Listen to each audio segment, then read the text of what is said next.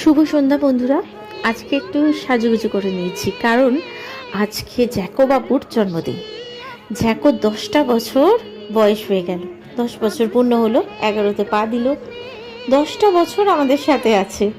সেই যখন এলো প্রথম আমাদের বাড়িতে, ছোট্টটি, 1 মাসও বয়স নয়, ছোট্ট জ্যাকোকে একটু একটু একটু করে এই 10 বছরে আমরা জন্মদিন পালন করছি। প্রতি বছরই করা হয় সেই রকমই।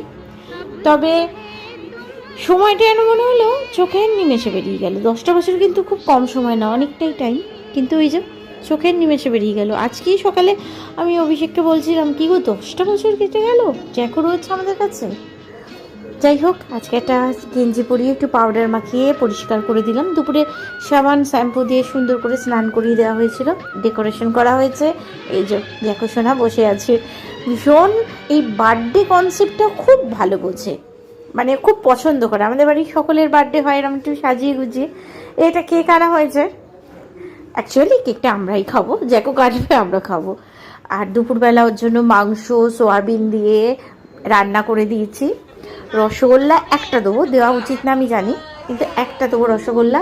আর তার সাথে থাকবে একটুখানি অল্প একটু আইসক্রিম। এটা একটা ওর খাওয়ার লিস্টের বাইরে গিয়েই খাওয়ানো হচ্ছে, কিন্তু জন্মদিন না, তাই একটুখানি আইসক্রিম আর একটা রসগোল্লা হবে। আর কেকের অল্প একটুখানি পোর্শন দেয়া হলো।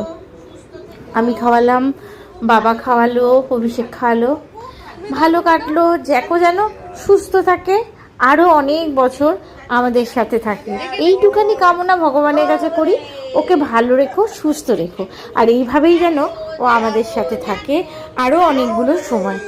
আপনারা আশীর্বাদ করবেন আমার জ্যাকোকে, ও যেন খুব ভালো থাকে। তাহলে আজকের মতন এই ব্লগটা এখানেই শেষ করব।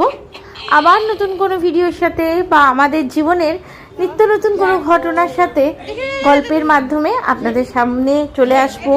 আমি আপনাদের বন্ধু পিয়ালি। সকলে ভালো থাকবেন, সুস্থ থাকবেন। আজকের মতন বাই বন্ধুরা।